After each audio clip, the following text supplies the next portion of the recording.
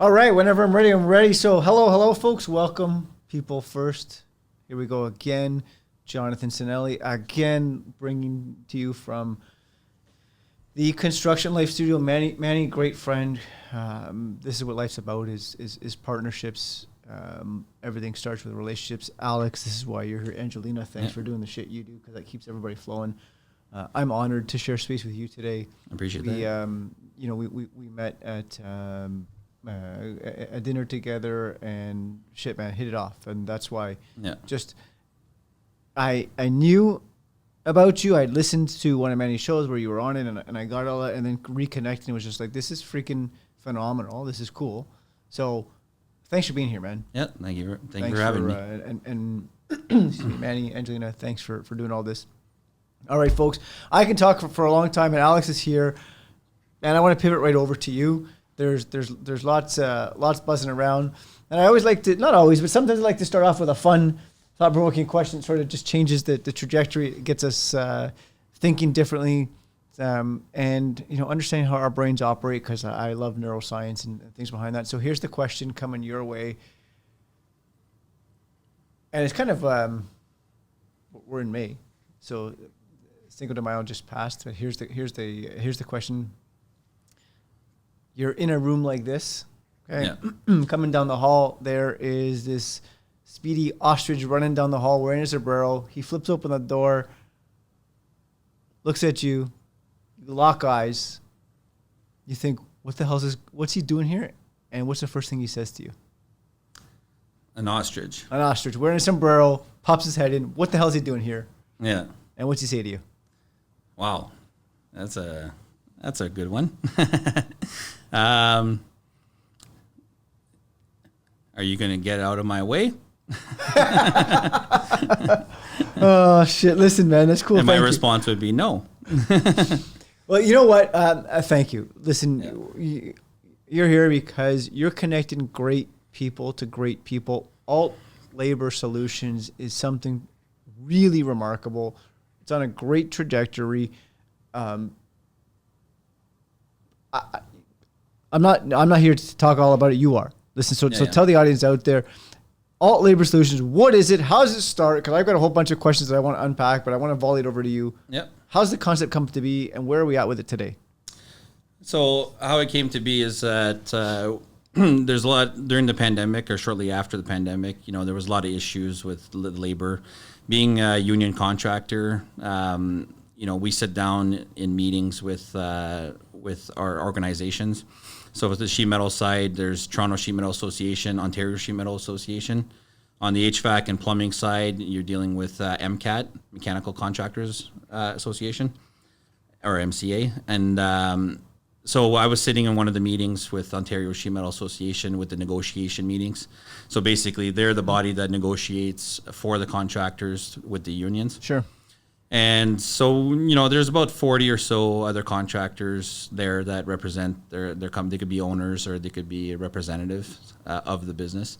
So anyways, we're sitting there, and, everybody is basically complaining about the labor shortages and what the union's doing to bring in more men, especially with a lot of people retiring, and a lot of people early retiring during the pandemic because they got used to not working, Sure. So anyway, so then one of the directors mentioned, he said, you guys are all contractors here, why don't you share your manpower? But everybody's like, we're all in the same boat, But I always think outside the box a little bit, right? And so I was thinking like, well, there's sometimes that we don't have work for some bodies, like a short period of time, like 1-2 days.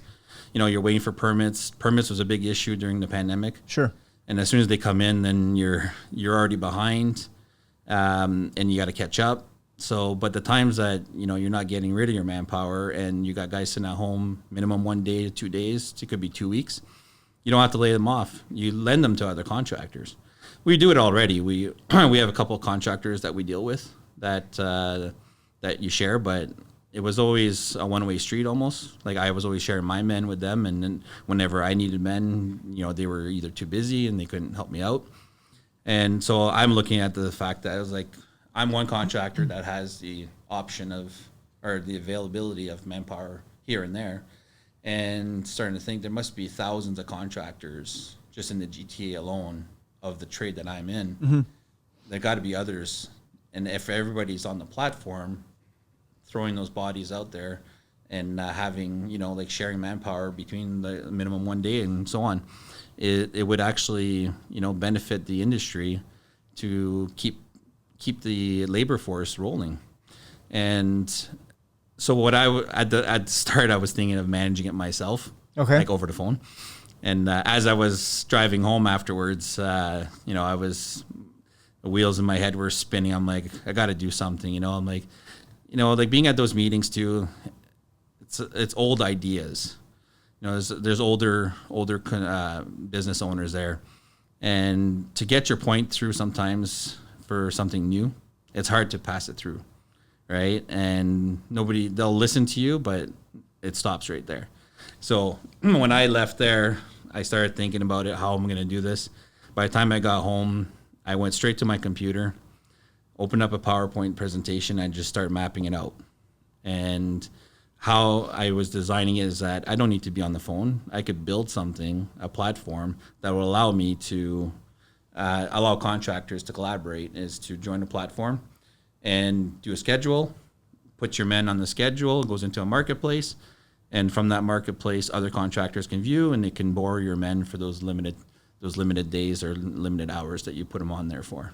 Wow, thank you. And you know what, Alex, there's a lot to unpack there. So thank you. There's quite a few things that jumped out at me is that, you're talking about the HVAC business, which is primarily where your focus is, right? And you're sitting there with a bunch of like-minded construction professionals, and what occurred to you is we're all struggling with the same issues and same shit.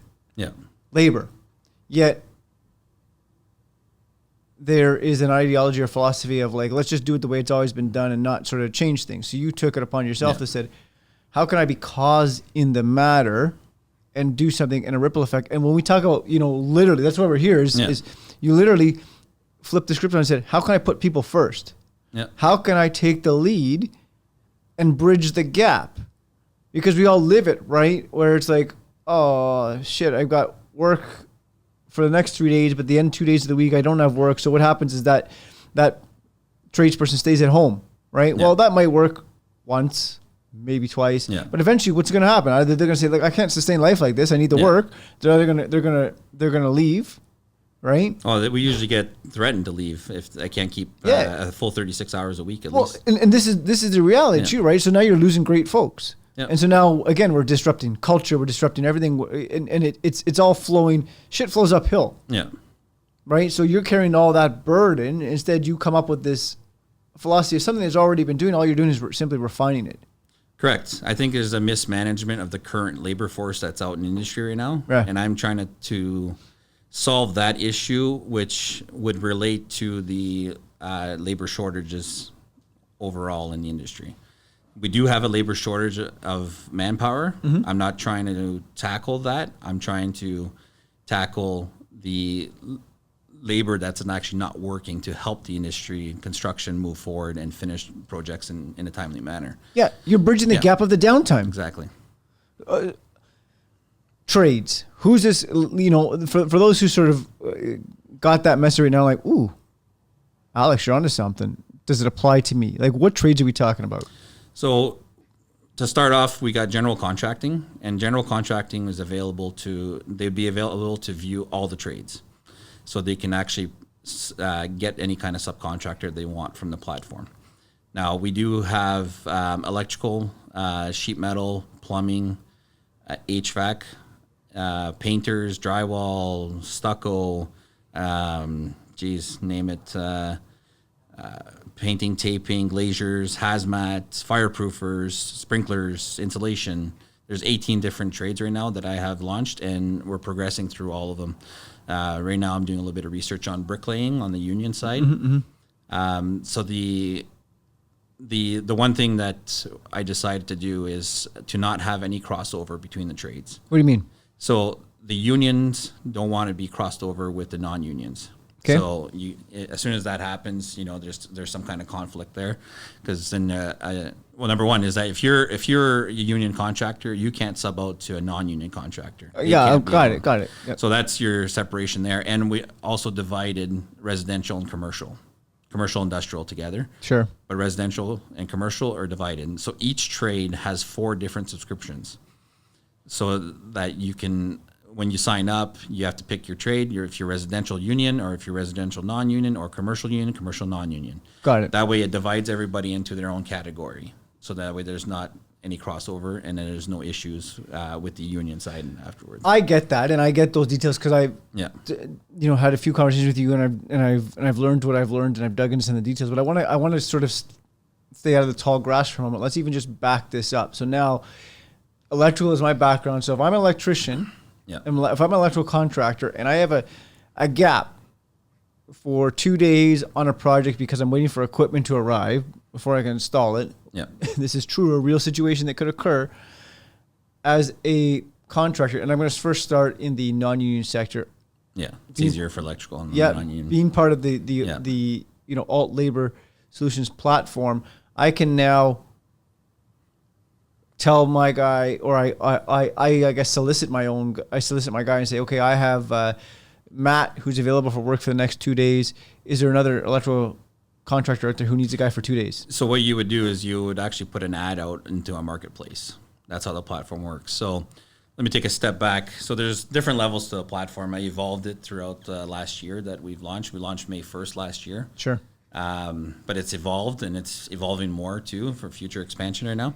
So how it starts off is, I was thinking, I'm like, well, people aren't going to be on the platform just to post their labor whenever they feel like it. So to try to keep people engaged into the platform, what I decided to do is put an internal schedule so that you can schedule your day-to-day business on that job. So let's say you got a project at Tim Hortons and one, at Bell. You can actually put it under your internal jobs. Let's say you got Bell, you put all your details, you can save documents into the platform as well. Let's say drawings. Then you would have, you could set up your employees on who's working there, and they would go into a schedule. So then you can forecast your projects, and you can forecast who's not going to be working, within the next week or so. Okay. So it's not going to be a surprise to you that somebody's sitting at home. A lot of times prior is that I would get a call from the foreman and say, yeah, we're kind of caught up here. What do you got for us tomorrow? We're like, dude, man, why didn't we forecast this a little bit sooner, right? Or hang on, I want to pump the brakes a little bit here. Or Jonathan's going to be away for a week because he's going on vacation. Yeah. I need a body because that's also, especially come the summertime when construction tends to be busiest and people want to spend time with their families. What happens is you get a compressed schedule of vacations, right? And you're not going to say no to a guy taking vacation. Yep. Or somebody's sick. Or somebody's COVID, sick. And they're going to be out for 3 days at least. Yeah. They're going through something. They need time off to recover. This is where alt fills that gap and this is where what you're talking about now. This platform, you can forecast that. Okay, Jonathan, come May the 25th to June the 10th, he's away. So when you first set up the platform, your profile, you can set up a section for your employees. Okay. And what you set up under there is their name, their qualifications. So if he's a gas fitter, he's an HVAC tech, or he's a sheet metal worker and he's a gas fitter as well. Whatever qualifications, I've implemented a bunch of qualifications in there for each different trade. And at that point, you set them up, and then you set them up with a going out rate, a charge out rate. So they're ready to be posted into the marketplace with that rate. Okay, so again, because right now, for the folks that are saying, guys, you guys are onto something. I don't have the time, energy, or readers to do this because I got to plan all this. But there's the other thing to talk about is that you can choose your bill out rate. Yeah. Right. So if a guy costs me, I don't know, $70 an hour with all the burdens and stuff, I can charge him out at 80. Yeah. And the company will get a profit. Make $10 off of per hour off of that, right? 100%. Yeah. Okay. Yeah, so that's pre-set up for regular time, a shift premium, or overtime, double time in some case with the unions. And there's also check boxes that if you pay your guys for parking, sheet metal, they get a zone allowance, any board allowance. There's one more, or expenses or travel or whatever there is. Yeah. So those are all anticipated costs to expect. So once you're in your schedule, you notice that Alex and John are off, next Wednesday, Thursday, then you can actually move them over into the marketplace very simply. You put them in marketplace, their labor rate would show up as anticipated costs. They usually work 9-hour days, and that's all preset into each trade, basically on the working hours. So your ad basically would just be a brief description, and also the labor, the names of the workers are not disclosed on the marketplace. So we kept that confidential. And at that point, you post your ad. If another contractor views your ad, they'll click the button. If they read the ad, there's a button that says Get Contract. I'm gonna have to back up a bit to explain the contract there. So in your profile as well, there's a blank section to paste your contract. So you can paste a contract with your own language. Okay. We really recommend, adding in that contract a non-recruiting clause, and also payment terms. Like labor is paid weekly, for most of the part, or biweekly, and non-union might be. But I would add in there that, like on my contract, I put 10 days. I'm not doing the 30 days. I'm not, You're not carrying the cost. Somebody's paying you exactly. 10 days. I'm paying them weekly. I expect a payment within 10 days of my invoice. So anyways, but everybody could do their own. It's blank statement for everybody's liking. So once that contract, once the contractor views the ad, it says Get Contract, reads the ad, or reads the contract. He's able to digitally sign his section on the bottom of the contract. Now that gets sent to the subcontractor. The subcontractor can now vet the business. They can see, okay, Joe Mechanical, he says he doesn't have a good reputation, and I want to decline it. I'm not sending my guys there. So you decline. As soon as you hit decline, the ad goes back into active in the marketplace. So there's I think a 10-minute window that the ad goes inactive for when somebody's requesting manpower. That way it doesn't get duplicated. And at that point, it goes back onto the marketplace. Now, if he accepts it, then there's a chat box also within that place that you can communicate with the other contractor. So you can tell them, well, here's my email. Let's just deal through email, or where do you want me to send my two guys for next Wednesday, Thursday? Got it. So, and it works the other way around too. So if you're looking for manpower, you can actually request for manpower, put an ad out in the marketplace looking for manpower. And there it is. There's bridging the gap again. It's like, okay, so, in 2 weeks from now, I'm going to have 5 guys off. Yeah. I'm going to put my ad out. I'm going to start searching now to say, I just want to borrow 5 guys for 3 days. Yeah. That's all I'm really doing. You're bridging the gap of the short term. You're not, see, this is the thing. It's because now I want to come to the unions and how this impacts the unions, but you're not disrupting, you're not stealing guys. You're not disrupting the flow of things. All you're doing is bridging a short-term gap. Most of the time when I submit a request to the union, it has to be minimum 2 weeks, or else nobody's going to take the position. So I always put on the form 2 weeks minimum. Then it allows me to make a decision within 2 weeks if I want to keep that person as well. I'm not sure I'm following you. What do you mean? So I have to, especially with Local 30, I have to fill out a hiring form of what you're looking for. If you're looking for an apprentice, or if you want to name hire somebody. They ask you a duration of the job, of how much time you require the person. So how long? Okay. And then, so I put in 2 weeks, minimum 2 weeks. Some guys that I've done 2 weeks, they've been here for like 5 years. Got it. Right. So, but 2 weeks is the threshold. If you say 1 week, you may, because what they do is with that request form, they start calling out their men based on the list, priority on the list. And some guys will ask, well, how long is the job for? And they say 2 weeks or 1 week. Nah, not doing it, right? It's too low. So they recommend 2 weeks is safe. But, at that point, like I need guys sometimes just for 1 day. Excuse my ignorance. So this is if I'm calling down the list, and I think electrical union, because that's my background, right? Fine. I'm not going to go work for Jonathan. All I'm doing is I'm supporting his organization for 3-4 days. Yeah. Right? Yeah. So where's the resistance? Well, I'll find out shortly. I'm planning on meeting with all the unions. Yeah. And discussing what I've came up with, and basically and how it benefits the unions as well. So short term employment, or short term, it's not employment because you're actually letting them out, but short term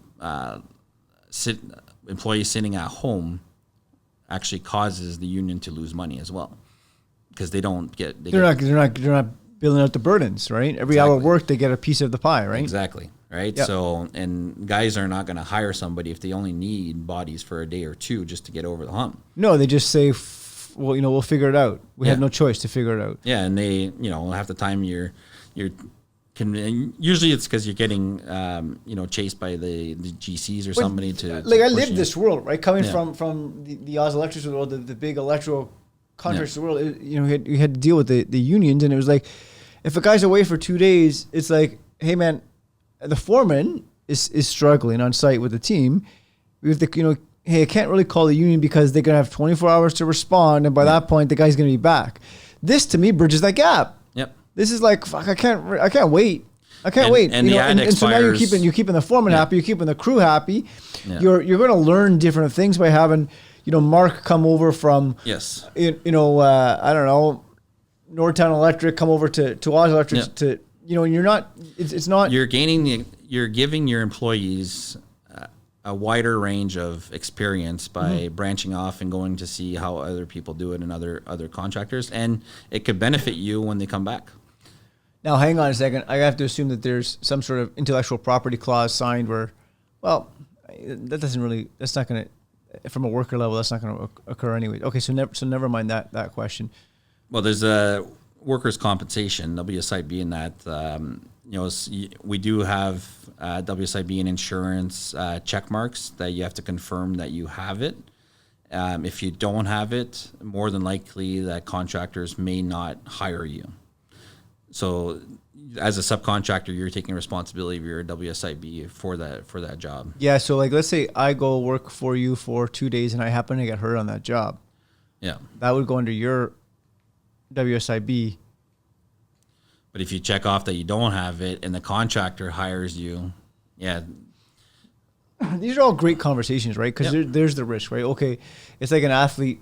It's like a professional athlete. I think there's clauses in the professional athlete clauses where, during the summertime you can't go pick up hockey if you're a hockey athlete. I'm so curious. What's the feedback you're getting from the folks doing the work, from the trades, the guys who are part of the platform? Well, the platform is it's kind of challenging right now for them to actually collaborate. Okay. I do have probably about 35, if I'm not mistaken, about 35 users right now. Yeah. The issue we're having is because there's each trade is divided into 4.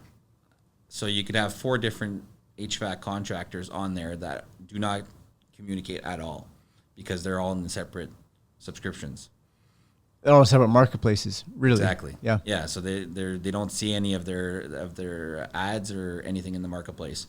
So in order for the platform to work properly is to just get a lot of contractors on board and each different subscription. Right. And then you can start collaborating more. Well, this is, and it's free, folks. It's free. Get out there. Yep. Right. Get out. How does this tie into the I was literally having this conversation with my cousin the other day, the service world. How can we tie this into the service? Well, we do, you can request manpower. So let's say you do have a service call. I use HVAC because we have HVAC. So let's say we're limited on our technicians. We don't have a big service side. Sure. So we have one guy mainly on service, and we have HVAC workers in construction that oftentimes they switch over to service to help out. But sometimes you're limited to what you got, and everybody's booked up on service calls. And so what we would do is put an ad out on the marketplace to see if anybody can service one of our clients. And then other contractors alike that would be on the platform would be able to answer the ad and say, yeah, I got somebody's waiting for another call. So how can we tie in, let's say every business has their own sort of service platforms on their protocols, their standard operating procedures. How do we tie in to say if Jim takes a service call for Jonathan Electric, here's the protocols that he needs to follow. Show up in a black t-shirt, work boots. Well, I think that could all be put into the description of the ad. That we have to be well dressed, and at that point, so what we would do is if you're dealing with a customer that only want to see you on site, that that your rates are locked, they don't want to see somebody else walking with a different shirt, then you're not going to post the ad there. Of course. Right? But the one-ofs that you get service calls, just random people calling. After hours, like on call for the weekend, yeah. Yeah, no, it's just most of the HVAC guys on the union side, we're mandated to provide proper uniforms for everybody. Yep. So on the union side, we would assume that everybody else would be dressed like we are because they have to show up at a customer's house or at the office with their proper attire. So what you're saying is that, folks, there's a huge opportunity if you're in the service sector for this, and we'd be vividly clear on here's the requirements. Yep. Right? Here's what you need to know, right?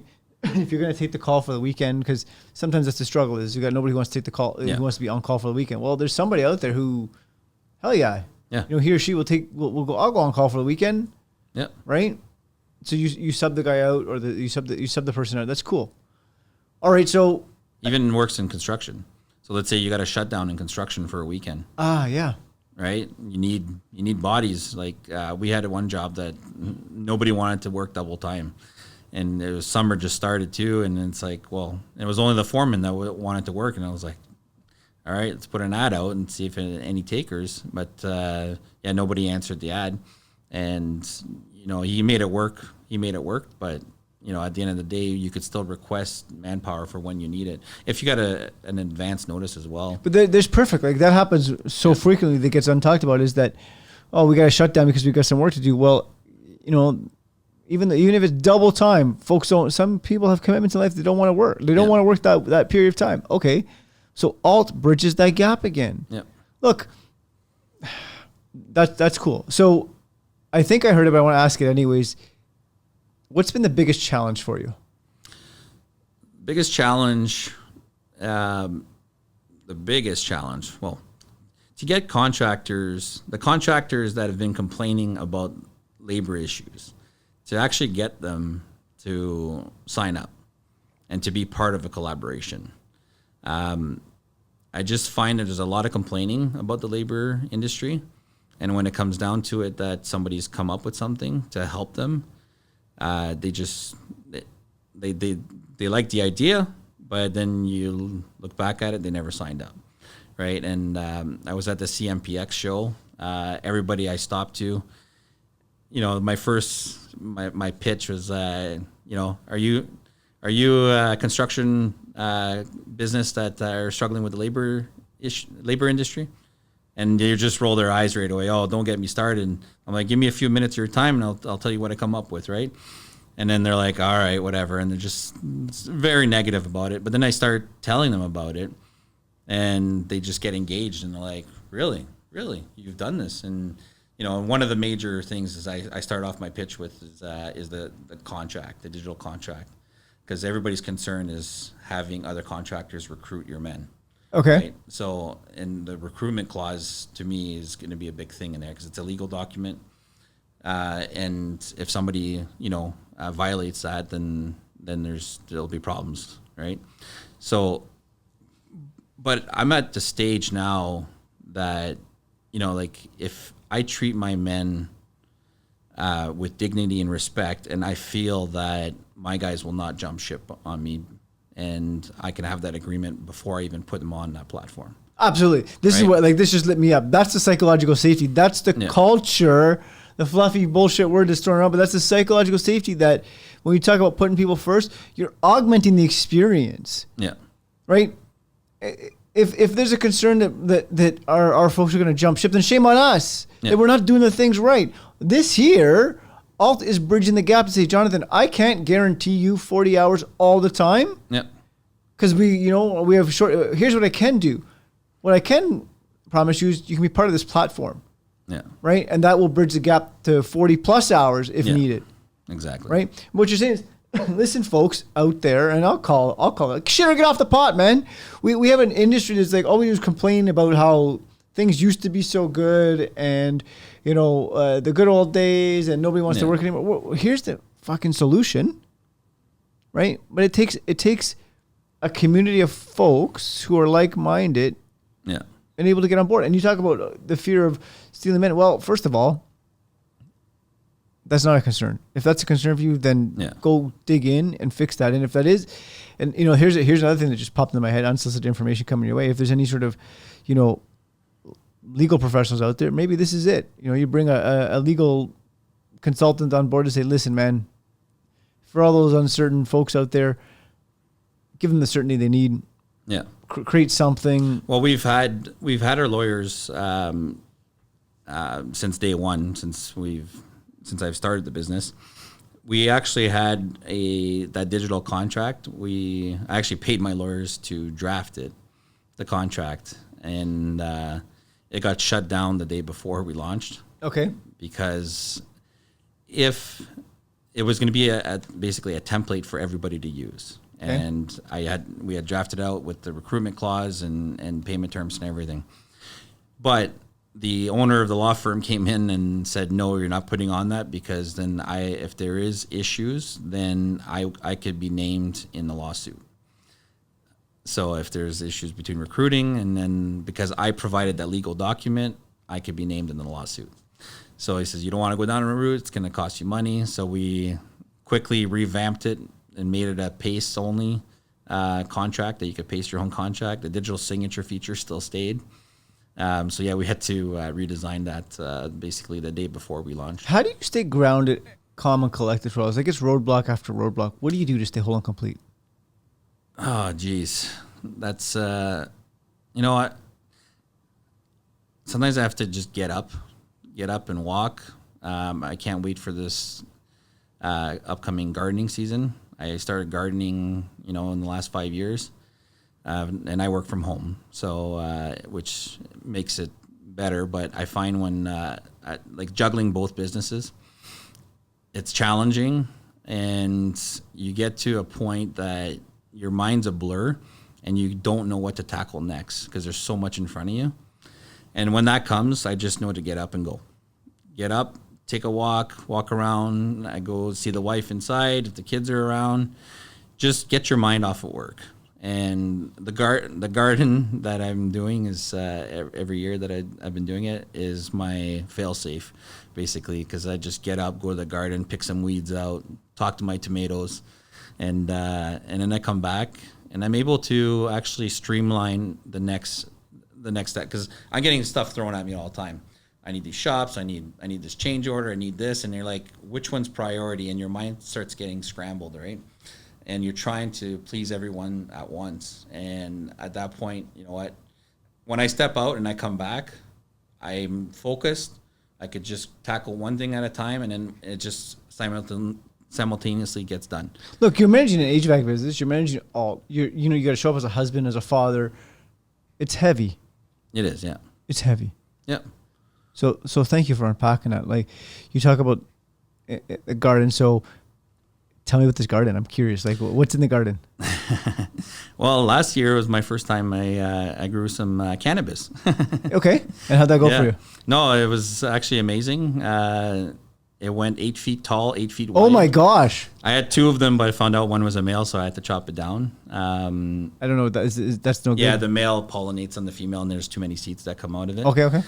But it's funny because, just to backtrack a bit there, 2015, I got pneumonia, and it caused me to have bronchiectasis. Okay. Basically, part of my lung is collapsed. And, there's some buildup that happens in my lungs. And my lung specialist has told me that I'm stuck with that for the rest of my life.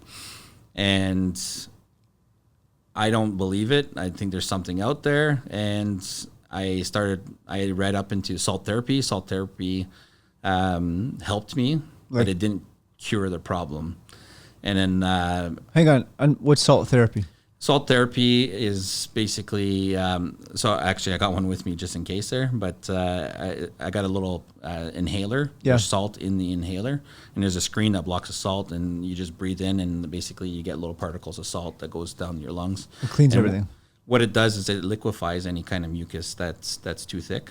And That's cool. It helps it come out, but it doesn't solve the problem. Like the mucus still builds up, especially where the lung is collapsed. And last year, I stumbled upon. I haven't smoked cannabis since my teenager years. And anyways, one Saturday night I was there. There was a pre-roll that I ended up getting from a cannabis shop, and then I'm like, all right, I end up smoking half of it. And I went to bed, and every time I usually laid down is when my lungs would collapse and I would get into a coughing fit. Okay. And that night I laid down. My wife was the first one to notice it. She says, "You're not coughing."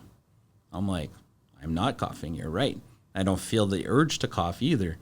Right. And it was mind blowing for me because that's all I was. Like, I was known for the guy that was coughing all the time. And anyway, so the next night, it was a Sunday night, I decided to smoke the other half. Sure.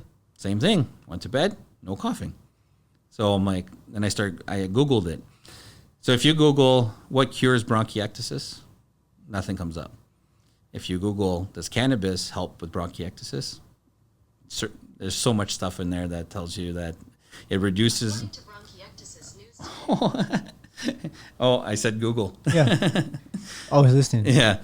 So with that said, you if you actually type in that and find that on the web, it actually gives you a bunch of surveys. It reduces the inflammation, and it also it eliminates any kind of mucus in your lungs. Huge, So right? And I found a cure. Well, all how you reframed it, right? You come across the stuff you're looking for. So, Yeah. folks, anybody who's out there who's suffering with similar things, thanks, Alex. Yeah. That's huge. Yeah, Right. no, and I've told my doctor as well, because she was shocked, and she says, "I'm going to keep that in mind." So now that you said that, she says usually that you put any kind of smoke in your lungs, she says it doesn't. Yeah, that's what went off in my Yeah. mind. Is like right away is like, well, isn't it gonna hurt or hinder the situation? And For me, it helped. Clearly not. No. So, anyways, this pivots to your garden. You're like, well, the hell with this shit. I'm gonna grow my own. Yep. Yeah. So cannabis, we have tomatoes. We kind of slowed down on tomatoes because I was getting too many. I was getting about 350 tomatoes a season. Oh my gosh. I was getting tomatoed out. I just think of like huge tomato fights. Okay, kids, let's throw my tomatoes. God, yeah. There was a lot of tomatoes. We were selling tools on Kijiji and stuff. People were coming. They're all lined up on my table outside. I'm like, take some. They're like, no. Like, it's free. And they're like, okay.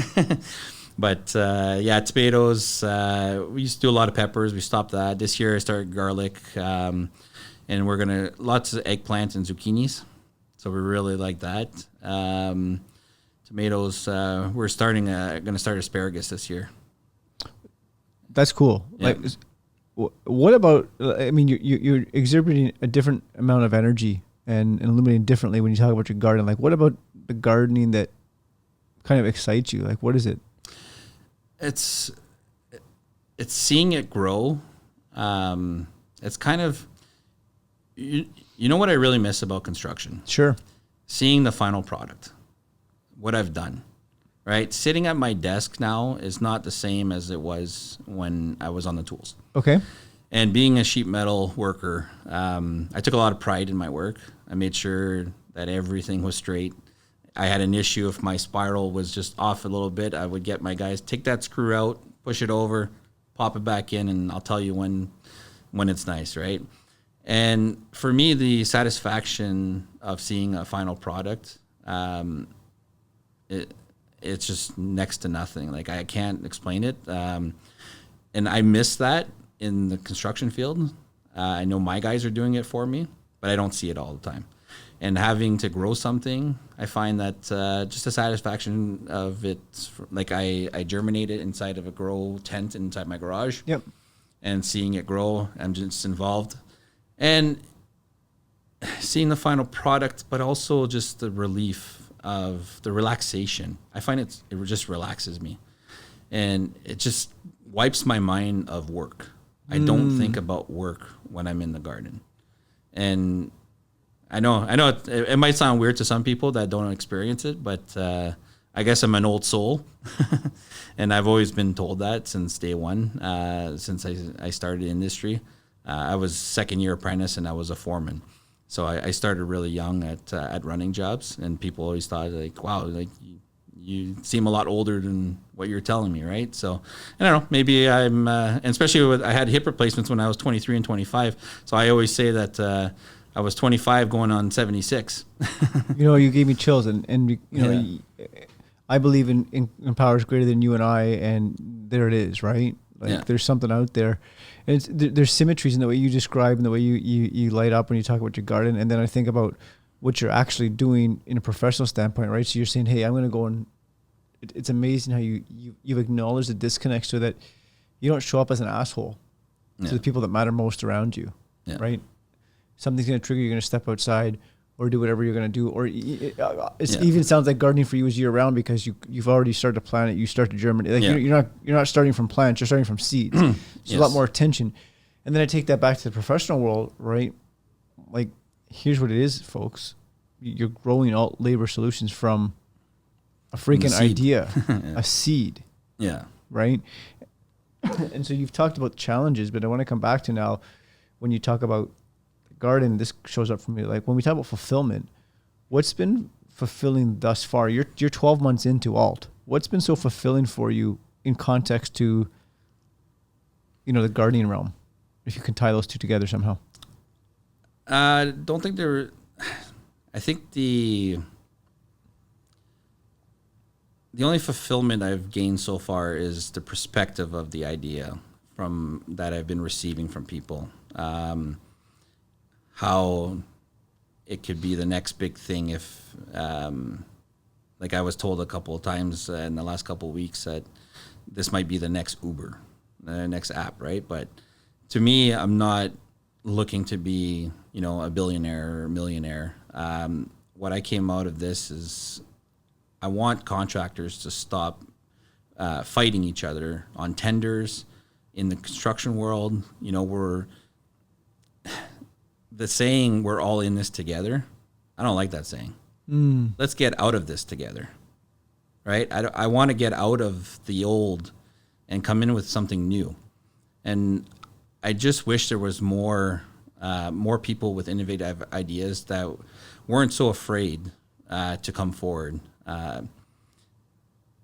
It's not like I thought of this on the fly and I put it together. I'm not a person that's on social media. I have social media accounts, but I'm not there posting my life on it, right?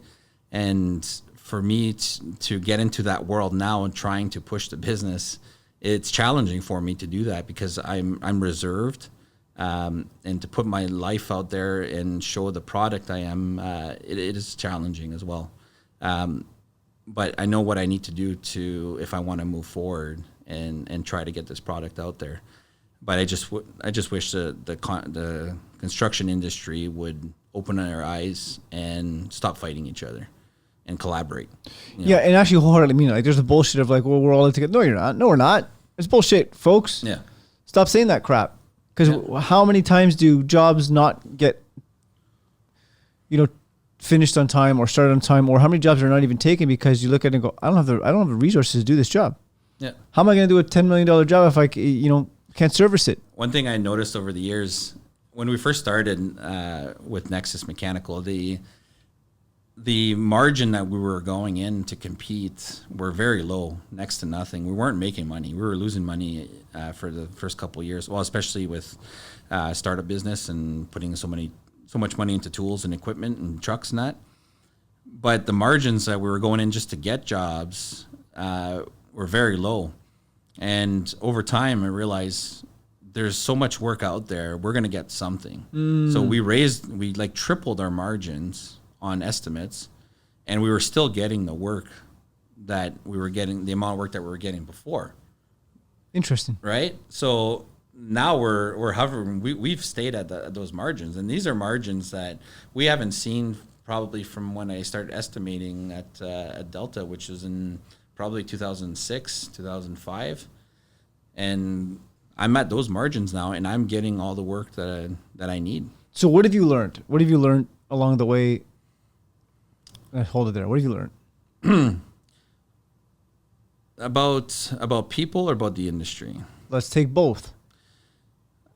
So about people, I've learned that not everybody that say is on your side is on your side. There's a lot of two-faced people out there. I've dealt with some people that that known me, and then I've supported them so much, and then I was telling them about my business, and they're in the same business as I am. They love the idea, but then they don't turn around and do the support me in a way that I've supported them for like 14 years or so. And I gave up on those people, and I just surround myself with people that I can trust and that are there for me and support me the way that I would support them. So that's one thing about people that it's disconcerting, and it's a little bit selfish on their part. Business wise, what I've learned, if you're not gonna take the time and understand who works for you, I think the productivity is going to be not in your favor. So I take the time. Maybe like my guys listening to this, maybe some days I'm more stressed out than that, but especially like let's say on a Monday morning, I don't start off saying what's going on site. I take the time, say, how was your weekend? What did you just do? Understand, get a feel for the person, understand what they've done. Did you go out with the wife? Like, how are the kids? I try to do a little bit of small talk before getting into the business side of things. And I've learned that it goes a long way. And I feel like my workers respect me and not only respect me, is that they'll go the extra mile to help. So a lot of guys that if they know that they screwed up on site, they'll go and fix it at their cost. You don't get that kind of treatment everywhere. Some guys will still want to get paid if you're treating them like shit, but I'm not one. I'm not one to do that. I want fair is fair. I still want to pay the guys even though they screwed up, and it's up to them to put it on their timesheet or not. And I'll tell them like, listen, we've owned up. There's a mistake. We understand that. What are we going to do to fix it? Right? I'm not here to give you shit about it. You've learned your lesson. I've been there before. I know how it feels. Yeah. Right? And I don't want to be the guy just yelling at you for doing that mistake. You already feel like shit enough as it is. So what are we going to do to fix it? That's right. And are you going to learn from it the next time? Right? And if it happens again, then, then if it's the same exact thing again, then, I might be a little bit more blunt with them and say, listen, it's not the first time this happened, but I haven't come across that yet. Well, no kidding, because you actually give a shit. You're showing up for people, right? Yeah. Nobody needs to be told they screwed up. If I make a mistake, guess what? I already know I made a mistake. Yeah. And they're not afraid to call me and tell me. Like, they'll call me if they've done a mistake. If I were the yelling type, I think that they would try to hide it. Sure. Right? And not give a shit. But they also want from me guidance. Once they screwed up, they want to talk it over. And what do you want me to do? Right? And having that respect from my workers to actually call me and own up to it and ask me for the guidance on what to do next means a lot, because if not, they can turn around and screw it up a different way. Sure, of course they can. Right? And at least I've talked it through, and if it's my direction was bad to them, then it's on me. Right? So I appreciate that they do call me and tell me if things go wrong, and I'll be the first one to own up. If I screwed up, if I didn't order something in time, I'll call the GC. I said, listen, this is what I did. I forgot to order these grills, diffusers, whatever. Something slipped through the crack. I've called the supplier. There's one job, actually, it happened not long ago. It was during our transition phase between my PM, but it slipped through the crack, and I had to pay like an extra $1,500 to get a quick ship delivered. And I told that to the GC, I'm paying an extra $1,500 to get the material here in time for you to finish. They're like, hey, appreciate it. Thanks for owning up, and thanks also for making it happen. Yeah, like you didn't just you created a solution, right? Yep. So I mean, I think you touched a little bit on one way to connect with folks.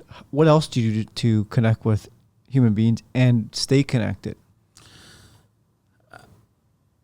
Geez. Very reserved guy. It's hard for me to connect to people. Okay. Like my bubble, I guess, with my workers, and it's, like I don't have, like I come from Sudbury. I had a lot of friends up in Sudbury. But we all got disconnected, and once I moved down here. So there's a couple of guys I talk to down here. The odd time we do some stuff, but to connect to people in, like, on the friendship side, you're or anything. Look, relationships are about connections, Yeah. right? Yeah, so it's basically, because I work so much, it's very difficult to go out and have a social life. Mm-hmm. So my workers and my partner and everybody that is in my bubble, like my in-laws and that, they're basically my bubble that I resort to for having some kind of social life out there. I got that, and I'm not even talking socially. I'm talking even professionally. Like, there's a way to connect with human beings that, Yes. obviously, you've done a very decent job at that, because and I can even see you smiling as we're talking about this. But you've talked about some of the great folks you have within your own ecosystem. What do you do to stay connected to them?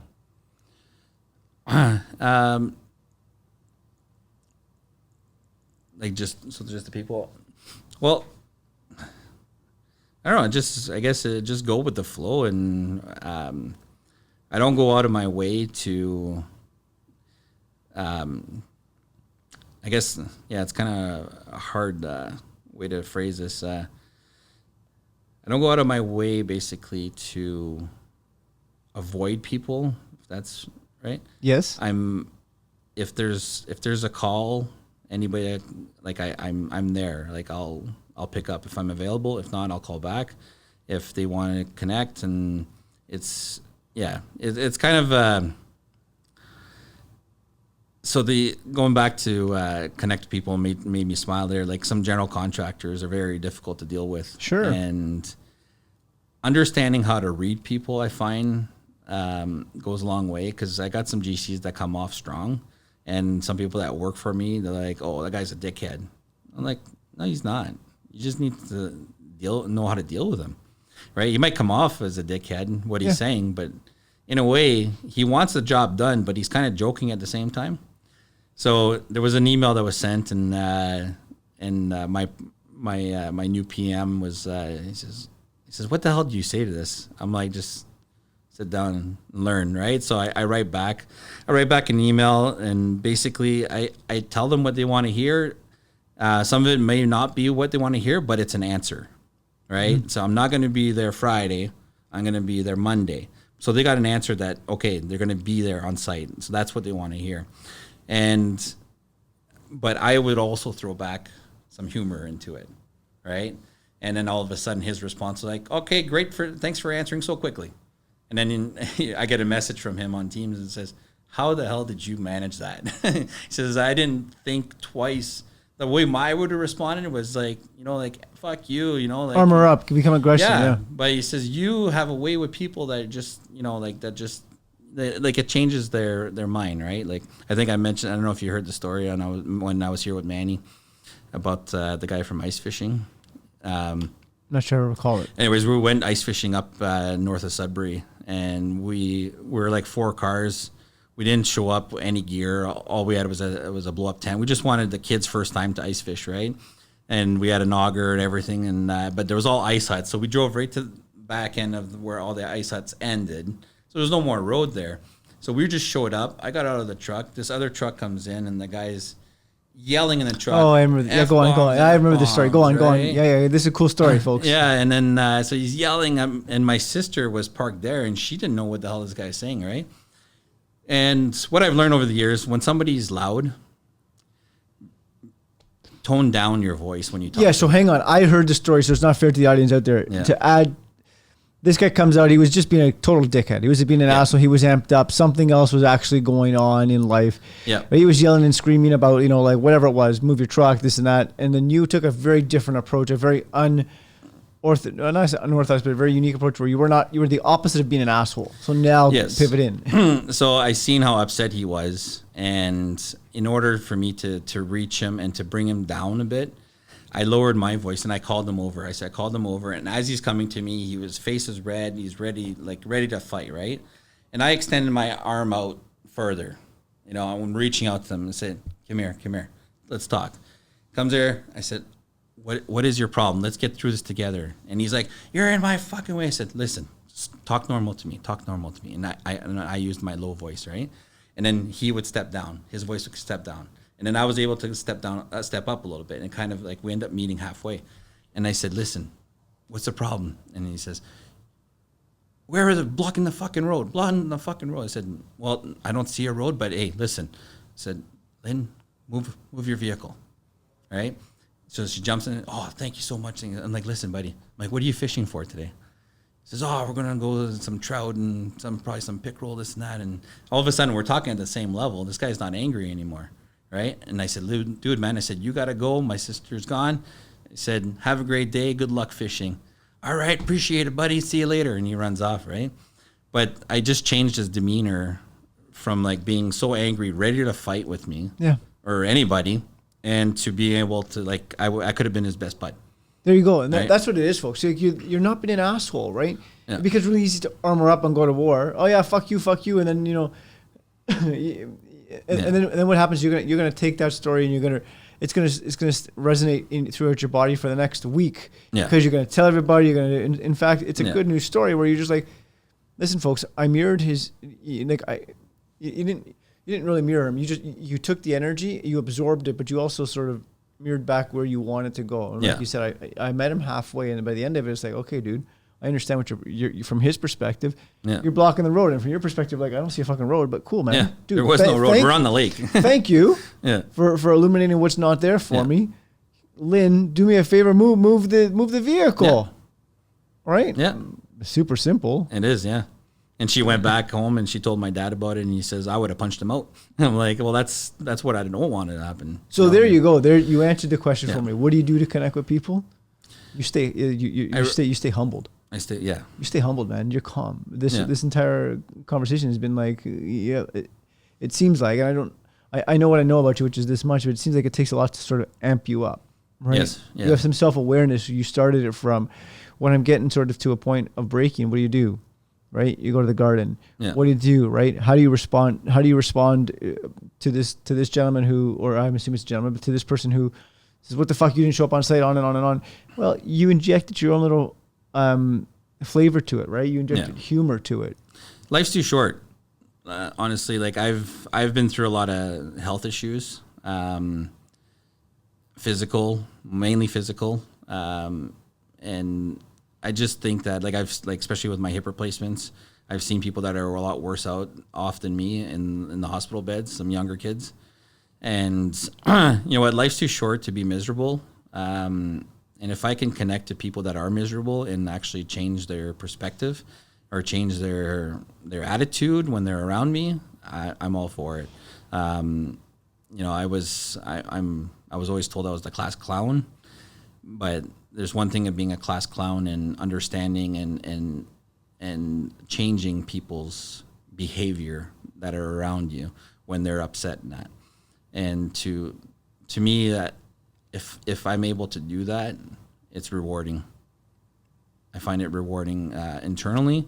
You know, so yeah, it is hard to explain. I've had some people in my life that have, you know, mental issues, and I've been there to help and to go through it, shed some tears, and we move on, and things are better now. And I was glad that I was able to be part of that and help. Yeah, I got that. You know, and as you're talking about that, you know, what's coming out for me is you're a true caregiver, man. You give a shit about people. Yeah, you really do, and you keep giving and giving, and that's what life's about. It's about giving. The one thing I push with some of my guys are just afraid to bring up that they have family issues, right? And family comes first. That's my motto at work. And the guys that know me, you have family issues, you take care of family. You know, work will be there when you get back. You know, it might be a little bit more progressed when you come back, but I still have work for you. You know, don't feel bad to take a week off because you got to take care of shit at home. right? That's life. You do that. The construction industry is very funny that way. If you got all the workers and you got deadlines to meet, and you're gonna get yelled at for not meeting the deadline. If something happens, some of your workers had a death in the family, that matter doesn't matter anymore. It doesn't matter that you're behind on the job site, right? But it's only if somebody's dying or dead, right? So why is it that it's okay to not finish a job now because somebody had a death in the family? But meanwhile, the schedule is so tight before, and if somebody's sick, you should find the replacement. Or they're struggling with their own shit. Exactly, right? Yeah. So you're not meeting the schedule, but as soon as you bring up that there's a death in the family of one of the workers, that's fine. Finish it when you can, right? So I find the construction industry, it is funny that way. But, that's up to me to finish the job and not my worker, to find a way to finish a job if it's pressing. If you have family issues, you deal with your family issues. Step away. I will take care of whatever comes next, right? I've been on the tools before. I put my computer away. I've went to the tools and finished a job myself. If I have to, I will. That long weekend job, or that weekend job I was telling you, I was asked by my foreman, can you come? Can you come and work with me? I said, yeah, I'll go if, but I said, did you try calling this guy and this guy? And then one of the guys actually came back and said, yeah, I'll work the one night, but not the Saturday. But he says, that's all I need is just the one night, right? So just understanding that I could still help you out by finding someone that said no prior. It's just a way of talking to them, right? So we really need help. And and you know what? That goes a long way with how I treat the guys. And if the guys talk to each other, they may say no to each other. But then when I ask, they will say yes. Of course. Right? And I'm not pushing them. I'm just asking them, right? I said, listen, can you help me out? Anything for you. Because, this is the thing, folks. And for you're a great human being. So thank you for sharing all this, because there it is. You're a giving person. And all of that comes back. It comes back. So I look at it and go from a professional standpoint. Anybody who doesn't want to be part of your orbit, shame on them. Silly, right? So you come back to, the alt labor solutions. Fuck, I don't give a shit about the business is the business. It's already a great idea. It's already going to work. But people show up for the folks that are behind the scenes. And there you are, Alex, right? You're the guy who's constantly giving. You're giving everything you've got to somebody else. And you've even, you've created a solution from to serve the construction industry, to serve better for human beings, for longevity, for sustainability, because you actually give a damn. For free. Yeah. All it takes is for people to say, like, I'm in. And like, this is the thing, is we're throwing so much information sometimes. It's like, oh, it's self-serve. I don't want to be a part of this. I don't have time, energy, resources. Except that you look at the great connections, man. Yeah. This is what it's about. So thank you for all this. Yeah, no, thank you. Thank you. I mean, there's can I ask a couple of other fun questions? For sure. There's other parts of the platform as well I wanted to talk about. Yeah, okay, so like pivot there. Yeah, there's excuse my ignorance. I meant to get here. We didn't get here. There's a marketplace in the platform. Is that where you want to go to? Yes, as a product. Talk about that, because that was really intriguing for me too. Yeah. So another marketplace would be a product marketplace. So we call it Product Center. So what it is, it's basically any contractors that want to sell their material, any overstock material, tools, equipment that's just sitting there that they don't want to use anymore. They're able to sell to other contractors, and this is open to all contractors. There's no labor issues between. So if you post an ad on the marketplace, every single contractor that's in that field will see your tools. So basically, if you want to rent or rent out equipment that's just sitting there and or that's actually costing you money sitting in your warehouse, then you can actually rent it out as well to other contractors that need it. Like during the pandemic, I needed a gantry to replace a motor, and none of the rental companies had any, and I had to buy one. I paid $6,000 for a gantry. Now it's just sitting in my shop. We used it once. So what do you do with it? Well, I'm going to rent it out. I'm going to put it on the platform and rent it out. Yeah, so I was thinking too, like, what if somebody's got a scissor lift or a mini excavator sitting in their shop? What do they do with it? They put it on the platform to rent it out. How does that work, though? Well, it's just an ad, basically, and then there's in your Okay, description. but I got a mini excavator. I don't, but let's say I did. Yep. It's sitting in the shop. I put on the platform and say, rent this machine for, I don't know, $200 a day. Okay. Yep. Then if you're gonna come rent it, you're gonna float it.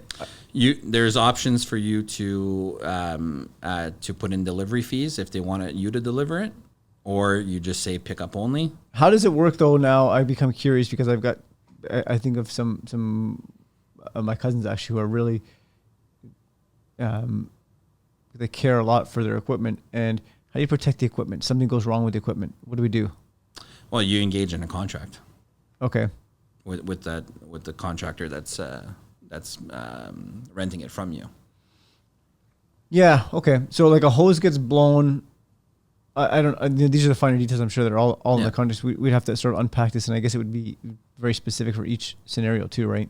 Yeah, like let's say they come and pick it up, the circle around, fire up the machine, everything's in working order. You come up with your own your checklist of whatever the piece of equipment is, just like you do when you go to Enterprise or whatever. Rent a car. vehicle, right? Yep. And you want to check the gas levels. Yeah. Thank you for that metaphor. That lands. Yeah. So anything like that you can do. Unfortunately, that will be something up to the No, contractor. but that's a great metaphor. It's like I go rent a car from Enterprise. I blow a tire. I got to fix the tire. Yeah. I blew a tire. Okay, shit. Yeah. Stuff happens. But there was a circle check. It was all good. Okay, cool. And then you talk about marketplace. So if I have overstock of material, if I have extra duct work, I place it on marketplace versus going to Kijiji because now it's already vetted contractors. True. Correct. Yeah. So it's simple. And in theory, we would have already had a relationship. Hey, Jonathan, I got 4-inch spiral duct. You want it? Yeah. Okay, come pick it up. Or whatever. And you're not dealing with the people that are on Kijiji. You're dealing with other professionals. You're right? dealing with like-minded human beings that are in your own Exactly, orbit right. that are trustworthy, and you're not gonna get dicked around, dude. Like, Yeah. they're worth $10, the fair market value. Just pay for it, pick it Yeah. up, move it. And now, how I see it too is that by putting product on the marketplace from the construction side of things, you're eliminating a lot of waste in the landfill as well. From what, based on, so let's say this place here was going to get demolition, like all this wood on the walls, this table, demo guys might come here and throw this out, Yeah, right?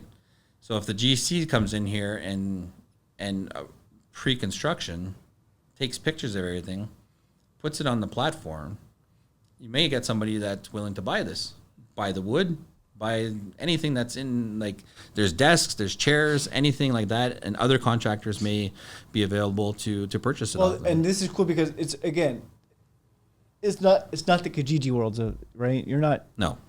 Yeah, it's way better. Yeah, I don't want it to be open to the market. No, it's And- only open to the group. You're in group. Just construction, yeah. For now, eventually, once I'm done with construction, I want to see what other industries are out there that the platform can benefit based on the labor and the product, maybe like offices and all that. But construction's large enough right now to tackle, especially like I plan on going Canada wide. So until then, and if the opportunity comes, I may venture out sooner. If there's ideas from people that come up to me and want to pitch something, I'm willing to see and incorporate it if there's a market there for it. This is really cool. Thank you for sharing this. Anything else on the alt platform you want to talk about that we didn't touch We're on? working on something new right now. Ooh, tell me. We're redesigning some of the profile stuff. And we're also building a job board. Okay, tell me more. So if a contractor is looking for a project manager or whatever they're looking for, whatever position they need to fill, they can actually go into a marketplace and basically kind of like an Indeed, a little bit different. So basically post an ad out, and on the other side would be it would be open to the public. To view, and on the other side would be a public resume. A digital public resume. So let's say I put an ad out and you're interested in my ad. In order to respond to my ad, you'd have to fill up a digital resume, which would be your profile and a resume, and then you apply to that position online on the platform. And at that point, your profile is already set up. Or let's say you're looking for an opportunity, you do your digital resume and your profile set up, and other contractors that are looking for you, they can actually request to meet with you on the platform. Again, different than a recruiter or something else, because you're staying, if I'm understanding, you're staying within the orbit. Correct. Right? Yeah. You're not going out to a mass market. You're going to a tailored specific, like if Only construction. only construction. Yeah. Right. So you've already narrowed your search, right? Yep. And you're going to find good people doing good work. Yep. That's cool. Yeah. So that's in design mode now. So we should be launching that section, I think, within 3 to 4 months. That's really cool. Yeah. A lot of the reason why I went that route too is, and trust me, there's a lot of ideas that I'm going to add to the platform. Sure. They keep coming up. But a lot of people, a lot of contractors that I've talked to, they think the idea is great, but they're like, well, that doesn't allow me to hire anybody full time. And I tell them, no, this is a short term, basically solution. It's not a long term solution. Yeah. Right. So I have the short term solution, and then I possibly bringing in the long term solution is bringing in somebody that you want to hire full time. Sure. Right. And not just labor in the field, also any kind of management position. Yeah, I mean that's your gesture, but that's not the market right now. The market is bridging the short term gap. Correct, that's what we're doing. And I mean, you talked about the equipment, the tools, the materials. There's a huge. It's either going to end up in landfills or end up in somebody's shop that eventually is going to get damaged. I mean, how many pieces of sheet metal? I use sheet metal, but it could be, in the electrical world, how many light fixtures can you stock in a shop before you move them 12 times to say get rid of this shit? Unbelievable. It gets dented. It's like, fuck it. I can't even. I'm just going to price new stuff and buy new stuff. Yep. Right. Yeah, and who knows? You might have it on the platform for like a couple of months before it goes. Yeah. But at least it's going to go eventually. Yeah. Right. So the product center, I am charging $50 a month. It's the only fee that I have right now on the platform. The labor side, I just want contractors to collaborate together and like help the industry out.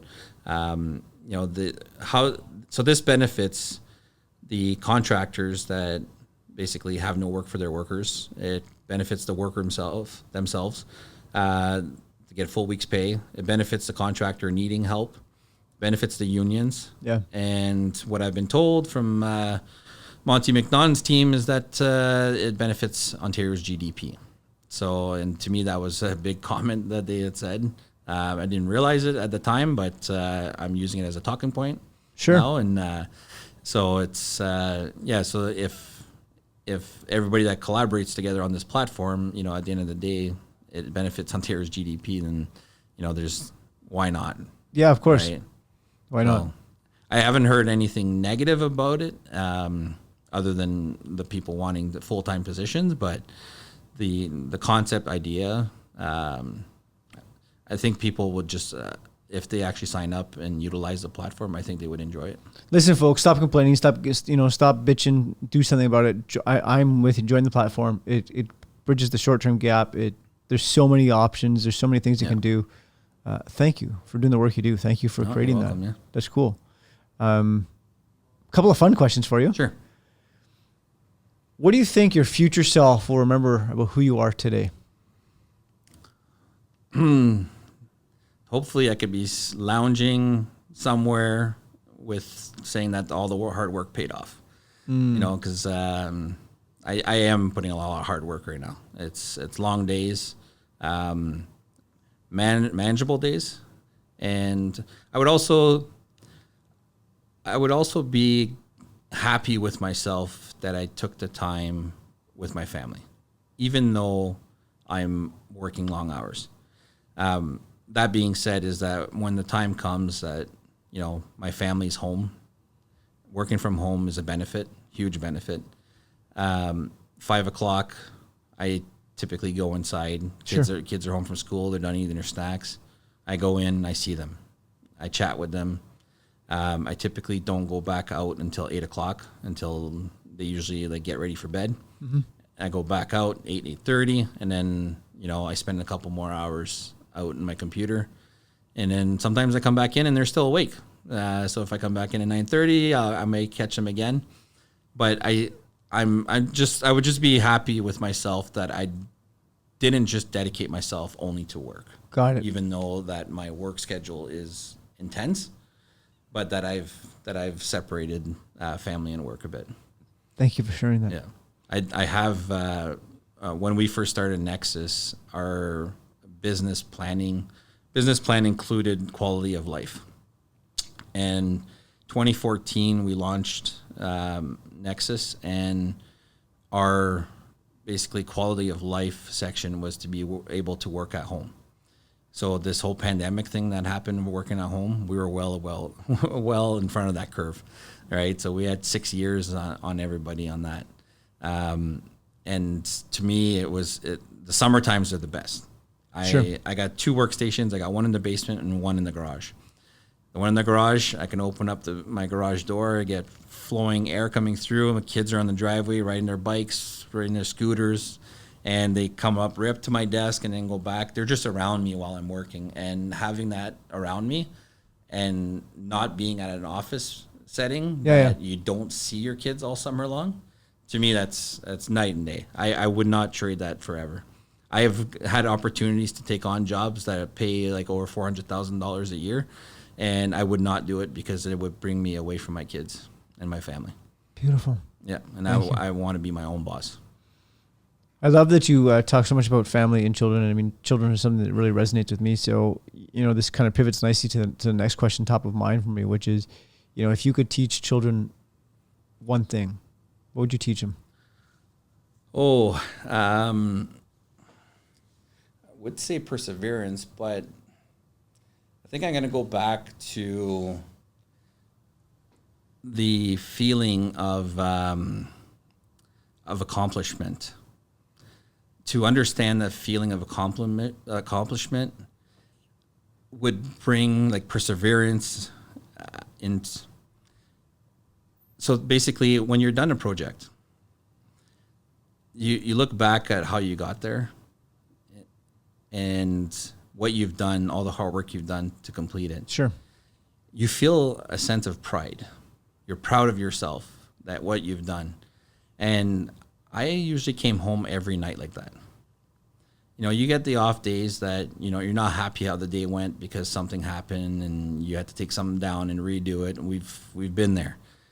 And I would like to teach, or it's not so much, you can't really teach that to someone, but to have them understand that at the end, when you actually see something through, because, sorry, I'm a little bit scattered here. So having to get a child to start something is the challenging part. Okay. Right? But to see it through to completion and to actually understand what you've done and be proud of what you've done and to understand all the hard work you have done. To me, that's one thing that I would like to teach. I don't know how I would teach it other than putting them through the steps of having that accomplishment. Right. And that's one thing I really miss. I think I circle back to like seeing my garden through, right, and having it grow. So it's, but in other words, like perseverance. Your perseverance will guide you to have that accomplishment, the sense of accomplishment after you completed your project. Perseverance, totally got it. Yeah. Thank you. So finish on this then. Finish the sentence. Construction needs more of. In brackets or less of innovative people, people with innovative ideas to progress the construction industry. Like there's a lot of innovation out there on how to do things. A lot of it is guided to large construction, but I'm talking about ideas. Like I didn't want to start alt. Sure. I didn't want to be in the public eye. I didn't want to. It's just an idea that came to me, and as soon as I put it on paper, I moved with it, right? And I want other people to do the same thing. And cool. The one thing that I'm happy with is that I put it on paper right away. Putting on paper, I started with a product. Having an idea, and you don't put your idea down on paper, it's just floating in your head. You cannot work with it. Okay. I put it on paper, I was tweaking it.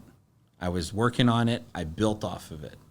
And I think we need more people like that that have great ideas, that maybe even greater than what I've came up with, that just haven't got to that point that where they're able to actually put it on paper and build on it, right?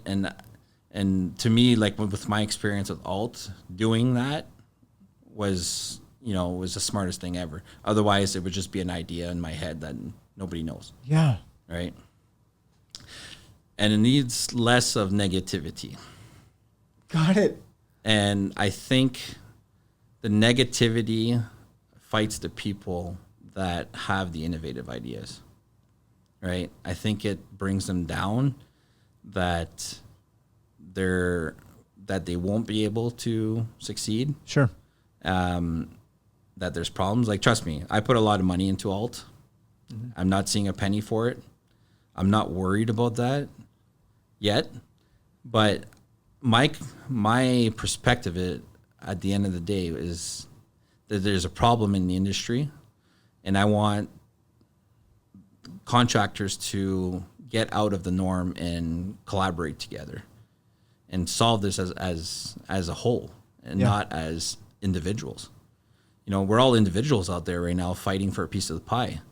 But the piece of the pie, everybody's got a piece. Bring that pie together. Let's work together, right? And having the